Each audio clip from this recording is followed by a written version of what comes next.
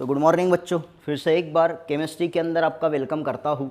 और एग्जैक्टली अपन बात कर रहे थे अल्काइन की, और अल्काइन के अंदर अपन ने अल्काइन के प्रिपरेशन को ख़त्म कर लिए। अल्काइन के प्रिपरेशन कंप्लीट करने के बाद अपन ने इसी अल्काइन की कुछ फिजिकल प्रॉपर्टी पढ़े।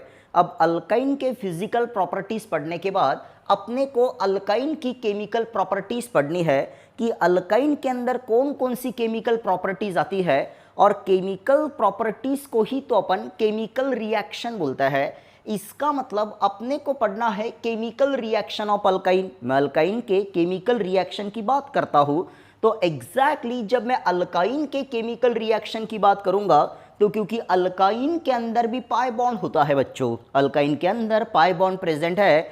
और जनरली जो पाई बॉन्ड होता है वो सिग्मा बॉन्ड के कंपैरिजन में बहुत ही ज़्यादा वीक होता है। मतलब अल्काइन के अंदर भी बहुत सारी केमिकल रिएक्शन होंगी। अपन ऐसा बोल सकता है as compare to the alkane, alkyne shows varieties of chemical reaction. तो सबसे पहले अपन यही देखेंगे कि अगर मेरे सामने अल्काइन बाहर निकल के आता है तो अल्काइन के अंदर कौन कौन सी केमिकल रिएक्शन होती है। तो अल्काइन के अंदर जो सबसे पहली केमिकल रिएक्शन होती है उसको अपन एडिशन रिएक्शन बोलेंगे। That reaction is called as addition reaction. तो अल्काइन सबसे पहले एडिशन रिएक्शन शो करेगा। तो जिस तरह से अल्काइन एडिशन रिएक्शन शो करता है उसी तरह से अल्काइन के अंदर जो सेकेंड केमिकल रिएक्शन होता है उसको अपन ऑक्सीडेशन रिएक्शन बोलेंगे। That reaction is called as oxidation reaction. फिर अल्काइन के अंदर जो तीसरा केमिकल रिएक्शन होता है उसको सब्स्टिट्यूशन रिएक्शन बोलेंगे बच्चों। That reaction is called as substitution reaction. फिर अल्काइन के अंदर जो चौथे टाइप का केमिकल रिएक्शन होता है उसको आइसोमराइजेशन रिएक्शन बोला जाता है। That reaction is called as isomerization reaction. और इसी अल्काइन के अंदर जो आखिरी केमिकल रिएक्शन होगा उस रिएक्शन को अपन पॉलीमराइजेशन रिएक्शन बोलेंगे। That reaction is called as polymerization reaction. तो घुमा फिरा के बताने की बात यह है, घुमा फिरा के बताने की बात यह है कि अल्काइन के अंदर 5 टाइप की केमिकल रिएक्शन होंगी मेरे बच्चे। अल्काइन के अंदर 5 टाइप की केमिकल रिएक्शन होती है।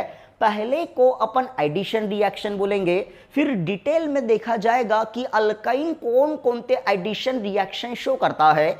यहाँ पे सिर्फ अपन types of chemical reaction of alkyne की बात कर रहे हैं। फिर अल्काइन के अंदर जो सेकंड केमिकल रिएक्शन होगा उसको ऑक्सीडेशन रिएक्शन बोलेंगे। अल्काइन के अंदर तीसरा केमिकल रिएक्शन सब्स्टिट्यूशन होता है, बाद में होगा आइसोमराइजेशन, बाद में होगा पॉलीमराइजेशन। तो एग्जैक्टली आपको थोड़ा थोड़ा याद आ रहा होगा कि अल्कीन के अंदर भी अल्कीन ने इतने ही केमिकल रिएक्शन शो किए थे बच्चों, और काफ़ी अच्छे से अपने अल्कीन के अंदर केमिकल रिएक्शन रीड किए थे। तो ये भी थोड़े थोड़े सेम टू सेम रिएक्शन है। मैंने तब भी आप लोगों को बोला था कि अल्कीन के केमिकल रिएक्शन बहुत ही इंपॉर्टेंट है क्योंकि उसी के ऊपर यहाँ पे अल्काइन के केमिकल रिएक्शन डिपेंड करेंगे। तो आप लोगों ने, मैं ये उम्मीद करता हूँ कि अल्कीन के केमिकल रिएक्शन काफ़ी अच्छे से रीड कर लिए होंगे। और यहाँ पे वीडियो के थ्रू अगर मैं आपको पूछने लगा कि अल्कीन के केमिकल रिएक्शन आपने अच्छे से पढ़े कि नहीं पढ़े, तो हाँ, मैक्सिमम बच्चों का जवाब आ रहा है कि सर हमने नहीं पढ़े। अच्छी बात है, नहीं पढ़े तो आपको ये लगता होगा कि सर को हमने नहीं वाला आंसर दे दिए, सर को नहीं वाला आंसर दे दिए तो सरदार बड़ा खुश हो जाएगा। लेकिन ये सरदार है बच्चों जो कभी खुश नहीं होता। तो ये भी चीज़ आपको ध्यान में रखना है, सरदार गोलियां मारेगा। इसीलिए आपको अल्कीन के केमिकल रिएक्शन ये वीडियो के पहले आपको प्रॉपर तरीके से पढ़ना पड़ेगा ताकि ये वीडियो आपको अच्छे से समझ में आए। चलिए बच्चों, तो अभी अपन देखेंगे कि अल्कीन के अंदर सबसे पहले जो रिएक्शन हो रहा है उस रिएक्शन को अपने एडिशन रिएक्शन बोलना है। That reaction is called as addition reaction, उसको एडिशन रिएक्शन बोलेंगे। तो अभी अपने को ये देखना पड़ेगा कि अल्कीन के अंदर कौन कौन सा एडिशन रिएक्शन होता है। अल्कीन कौन कौन से एडिशन रिएक्शन अपने को शो करता है। तो अल्कीन के अंदर जो पहला एडिशन अपन देखेंगे, अल्कीन के अंदर जो पहला एडिशन अपन देखेंगे उसको बोला जाएगा बच्चों एडिशन ऑफ हाइड्रोजन। उसको एडिशन ऑफ हाइड्रोजन अपन बोलेंगे।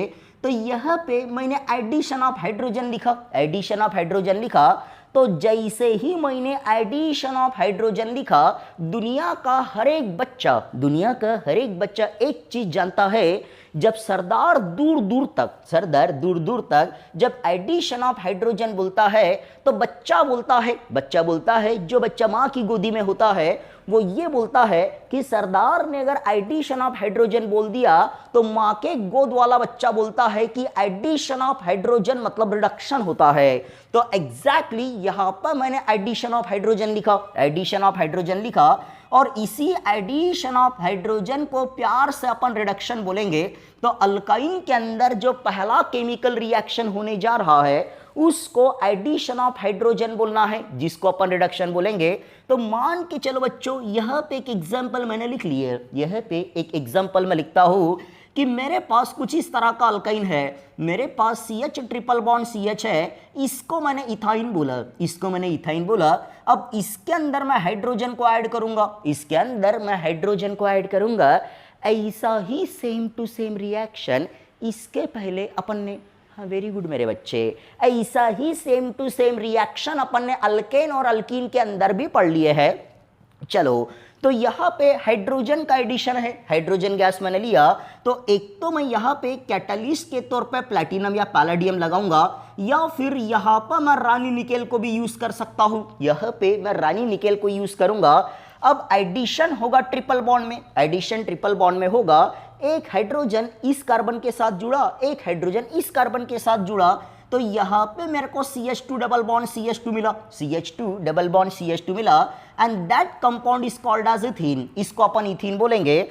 मतलब मैंने अल्काइन का हाइड्रोजिनेशन किया या अल्काइन का मैंने रिडक्शन किया तो मेरे को अल्कीन मिला, लेकिन अभी भी इस अल्कीन के अंदर अनसैचुरेशन प्रेजेंट है मेरे बच्चे। ये जो अल्कीन मेरे सामने निकल के आया, इस अल्कीन के अंदर अभी भी अनसैचुरेशन है और एडिशन अपने को तब तक करना पड़ता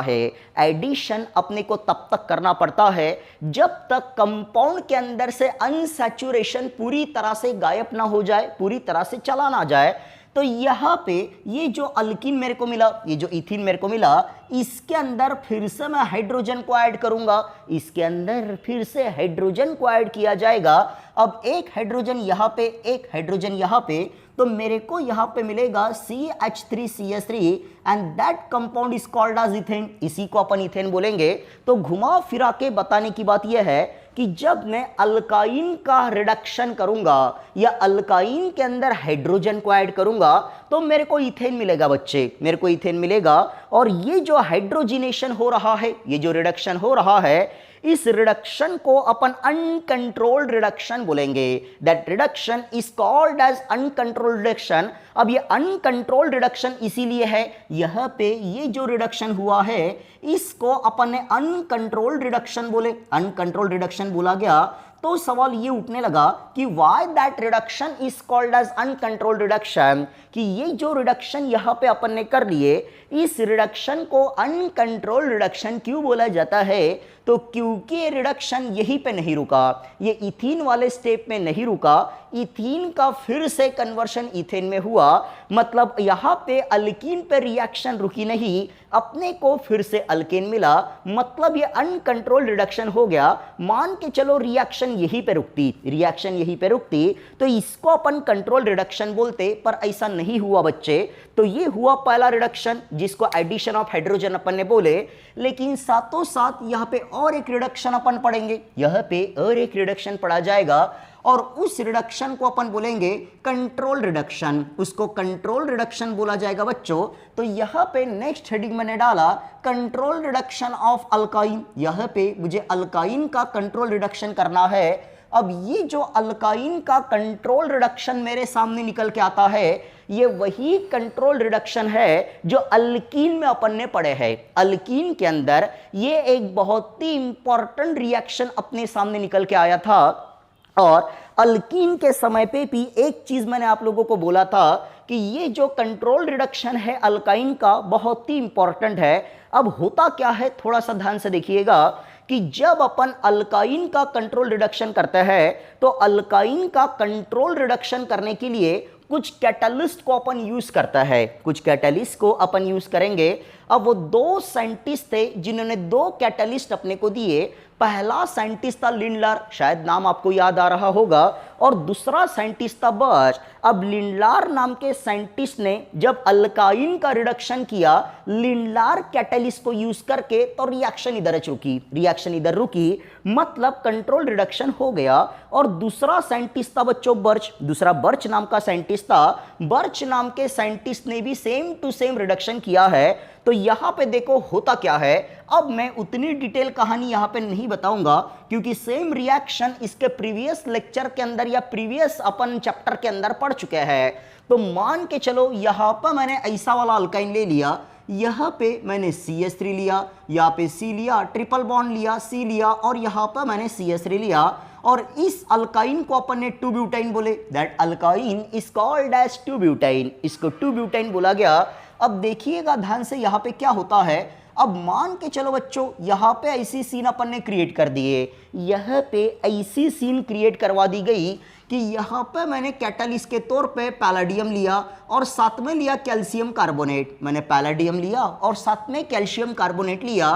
तो अपने को एक चीज पता है कि प्लैटिनम और कैल्शियम कार्बोनेट, इसको अपन लिंडलार कैटलिस्ट बोलता है। That catalyst is called as Lindlar catalyst, मतलब यहां पे जो रिडक्शन होगा उसको लिंडलार रिडक्शन अपन बोलेंगे, उसको लिंडलार रिडक्शन बोला जाता है। और जब भी लिंडलार रिडक्शन होता है बच्चों, तो ऐसे कंडीशन में जो अल्कीन अपने को मिलता है उसको अपन सिस अल्कीन बोलते हैं। That alkene is called as cis alkene, मतलब हाइड्रोजन ट्रिपल बॉन्ड में ऐड तो होगा तो कार्बन कार्बन के बीच में डबल बॉन्ड आएगा, कार्बन कार्बन के बीच में डबल बॉन्ड आएगा।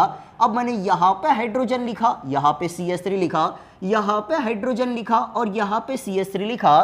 तो एटम या ग्रुप ऑफ एटम का जो पोजीशन है, एटम या ग्रुप ऑफ एटम की जो पोजीशन है वो सेम साइड में है बच्चों। हाइड्रोजन हाइड्रोजन सेम साइड में, CH3 सेम साइड में। और जब भी एटम और ग्रुप ऑफ एटम का पोजीशन सेम साइड में होता हो तो ऐसे कंडीशन में जो आइसोमरिज्म होता है उसको अपन सिस बोलता है, उसको सिस बोला जाता है। तो इसका नाम है बच्चों सिस 2 ब्यूटीन, इसको सिस 2 ब्यूटीन मैंने बोला।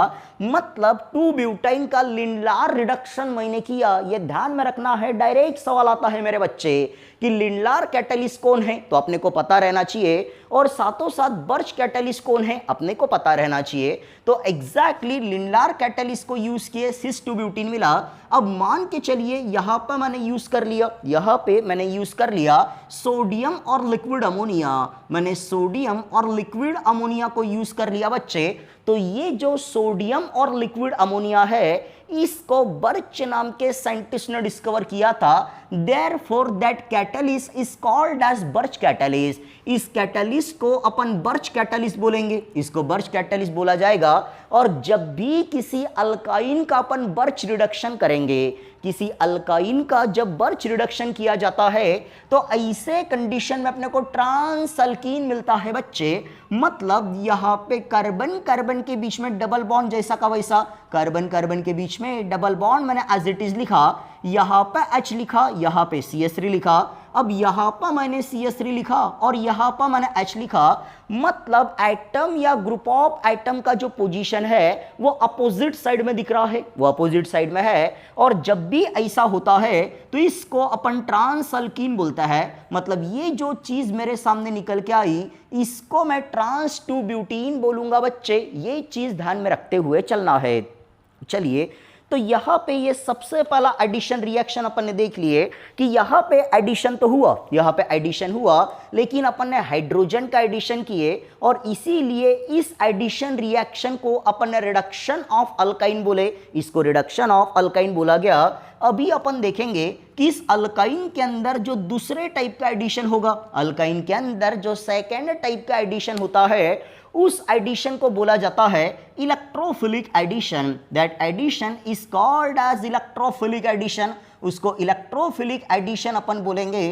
तो अभी अपन देखते हैं कि इलेक्ट्रोफिलिक एडिशन के अंदर अल्काइन कौन कौन सा इलेक्ट्रोफिलिक एडिशन शो करेगा और किस किस के साथ शो करेगा, अपने को ये देखना है। सबसे पहले तो अपन ये देखेंगे कि अल्काइन कौन कौन से एडिशन रिएक्शन शो करता है। वो जो मैंने यहाँ पे लिख दिया कि अल्काइन के अंदर अभी इलेक्ट्रोफिलिक एडिशन होगा। फिर अपने को ये देखना है कि अल्काइन इलेक्ट्रोफिलिक एडिशन किस किस के साथ शो करेगा, कि अल्काइन के अंदर इलेक्ट्रोफिलिक एडिशन तो होगा, लेकिन अल्काइन कौन कौन से चीजों के साथ इलेक्ट्रोफिलिक एडिशन शो करेगा। तो सबसे पहले अल्काइन का रिएक्शन अपन क्लोरीन के साथ करेंगे। अल्काइन का रिएक्शन मैं क्लोरीन के साथ करूंगा, लेकिन ये क्लोरीनेशन नहीं है मेरे बच्चे, इसको क्लोरीनेशन नहीं बोला जाता क्योंकि एडिशन ऑफ क्लोरीन में डार्क में करूंगा। मैं सनलाइट में क्लोरीन को ऐड नहीं करूंगा। अगर मैं क्लोरीन को सनलाइट में ऐड करता तो वो क्लोरीनेशन होता। यह पे क्लोरीन को अपन डार्क में ऐड करेंगे और FeCl3 के साथ ये एडिशन करेंगे। तो मान के चलिए मेरे पास ऐसा कोई अल्काइन है, मैंने यहाँ पे ले लिया, जैसे कि कुछ भी कोई भी अल्काइन अपन यहाँ पे ले सकते हैं। तो यहाँ पे एक अल्काइन मैंने ले लिया, एक अल्काइन यहाँ पे मैंने ले लिया, मैंने यहाँ पे लिया CH3, यहाँ पे C और ट्रिपल बॉन्ड CH मैंने ले लिया। That alkyne is called as propyne, इसको अपन प्रोपाइन बोलेंगे। अब थोड़ा ध्यान से देखना मेरे बच्चे, यहाँ पे क्या होता है, अब इसके अंदर मैं क्लोरीन का एडिशन करता हूं तो फिर से मैं एक चीज दोहराना चाहूंगा कि मैक्सिमम बच्चे अपना दिमाग लगाते हैं और ज्यादा का दिमाग लगाने के कारण मैक्सिमम क्वेश्चन वो गलत करके आते हैं।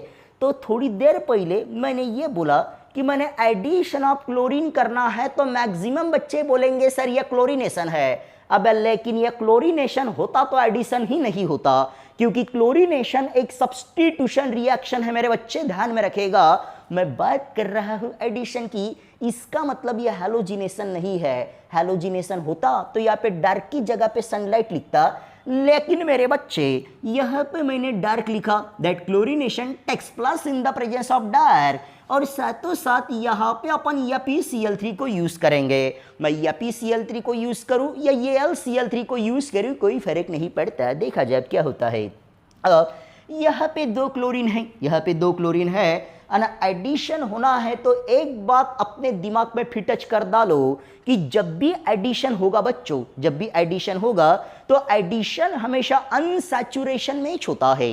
एडिशन हमेशा अनसैचुरेशन में, मतलब एडिशन एक तो डबल बॉन्ड में होगा या ट्रिपल बॉन्ड में होगा। एडिशन तब तक होगा मेरे बच्चे, एडिशन तब तक होगा जब तक अनसैचुरेशन पूरी तरह से खत्म नहीं हो जाता, मतलब अपने को जब तक सैचुरेटेड कंपाउंड नहीं मिल जाता। तो एक क्लोरीन इस कार्बन के साथ और एक क्लोरीन इस कार्बन के साथ, इसका कोई काम नहीं है क्योंकि अनसैचुरेटेड कार्बन नहीं है।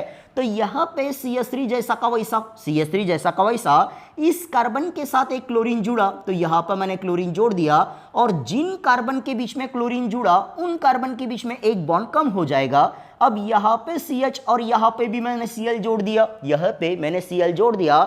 अब इस तरह का कोई कंपाउंड मेरे को मिला, इस तरह का कोई कंपाउंड अपने को मिला, अपने को कुछ नहीं मालूम है कि इस कंपाउंड का नाम क्या है, लेकिन मेरे बच्चे एक चीज अपने को मालूम है कि ये जो क्लोरीन है और यहाँ पे जो क्लोरीन है, यहाँ पे दो क्लोरीन है, यहाँ पे दो क्लोरीन है, मतलब इसको मैं डायहैलाइड बोल सकता हूँ। That compound is called as dihalide. लेकिन मेरे बच्चे ये अनसैचुरेटेड डायहैलाइड है, इसको अनसैचुरेटेड डायहैलाइड बोला जाएगा। तो ना ये जेमिनल डायहैलाइड है ना ये विसिनल डायहैलाइड है, ध्यान में रखते हुए चलना है, ये अनसैचुरेटेड डायहैलाइड है। लेकिन अभी भी इसके अंदर अनसैचुरेशन है, अभी भी इसके अंदर अनसैचुरेशन प्रेजेंट है, तो इसके अंदर फिर से मुझे क्लोरीन को ऐड करना पड़ेगा। इसके अंदर फिर से मैं क्लोरीन को ऐड करूंगा तो अभी भी सेम सीन वही है कि एक क्लोरीन जुड़ा इस कार्बन के साथ और एक क्लोरीन जुड़ा इस कार्बन के साथ। तो यहाँ पे CH3 जैसा का वैसा, यहाँ पे इस कार्बन के साथ एक क्लोरीन पहले से था, अभी और एक क्लोरीन मैंने जोड़ दिया। अब यहाँ पे एक क्लोरीन पहले से है, हाइड्रोजन भी है, एक क्लोरीन यहाँ पे और एक क्लोरीन यहाँ पे।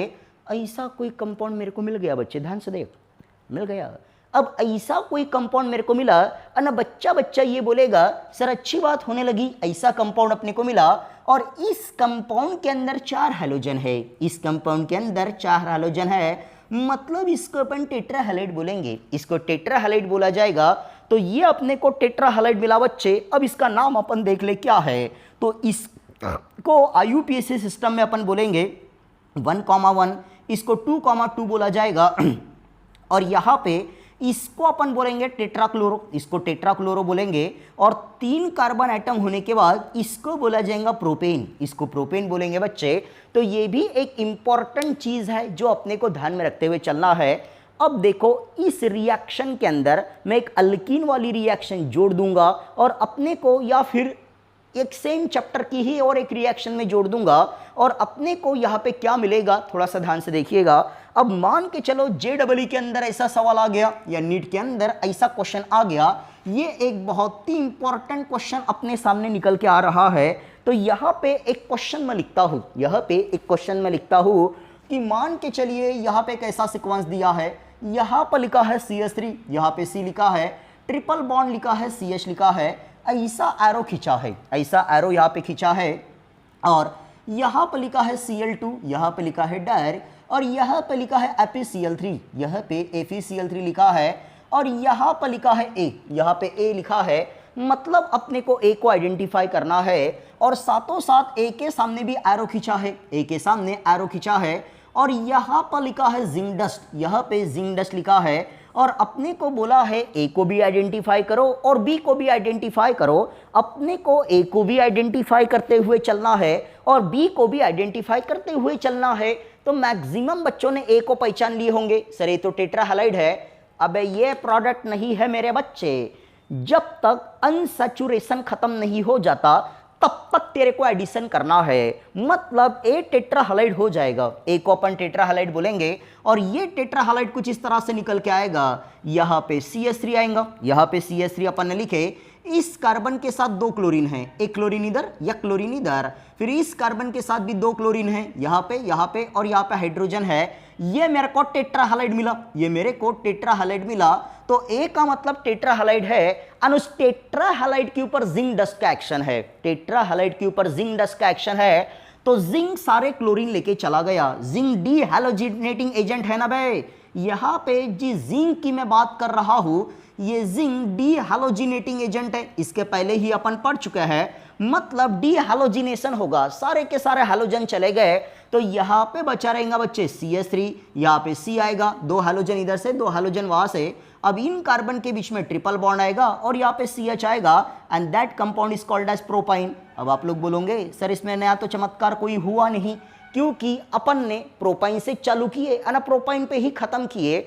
मतलब यहाँ पे कोई चमत्कार नहीं हुआ बच्चे, जहां से अपन ने चालू किए वहीं पे अपन ने खत्म कर लिए। मतलब भंडारा से निकले नागपुर गए ना फिर से भंडारा पहुंचे, उस टाइप का ये क्वेश्चन था। तो अपने को ध्यान में रखना है, ऐसे ही सवाल जनरली JEE और नीट के अंदर आते हैं और ऐसे ही सवाल को प्रॉपर तरीके से डील करते हुए अपने को चलना पड़ता है।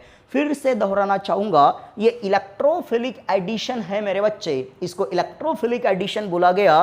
अगर यहाँ पे Cl2 ने यहाँ पे सनलाइट होता तो ये एडिशन नहीं होता, ये सब्स्टिट्यूशन होता, तब उसको अपन हैलोजिनेशन बोलते।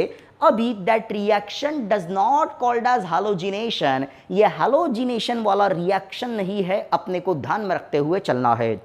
चलिए, तो अपन ने एडिशन के अंदर इलेक्ट्रोफिलिक एडिशन का पहला रिएक्शन कर लिए, फिर अपन इलेक्ट्रोफिलिक एडिशन का दूसरा रिएक्शन पढ़ेंगे। लेकिन वो रिएक्शन पढ़ने से पहले आप लोगों को अल्कीन के 2 रूल पता होना चाहिए, एक मार्कोनिफ रूल, दूसरा एंटी मार्कोनिफ रूल। और ये अगर नहीं पता है तो मेरे प्रीवियस वीडियो अल्कीन के आप लोग देखिएगा और वहाँ से सबसे पहले मार्कोनिफ और एंटी मार्कोनिफ रूल वाला वीडियो देखिएगा और उस वीडियो को अच्छे से देखिएगा, वीडियो को अच्छे से देखिएगा।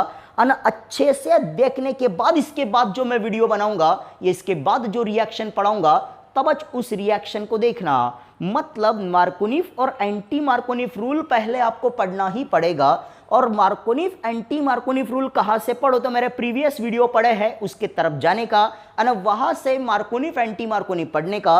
और फिर अपन इलेक्ट्रोफिलिक एडिशन का दूसरा एडिशन पढ़ेंगे, जहाँ पे अपन मार्कोनिफ रूल को भी यूज़ करेंगे और एंटी मार्कोनिफ रूल को भी यूज़ करेंगे। लेकिन मोस्ट प्रोबेबली अपन मार्कोनिफ रूल को ही यूज़ करेंगे बच्चों।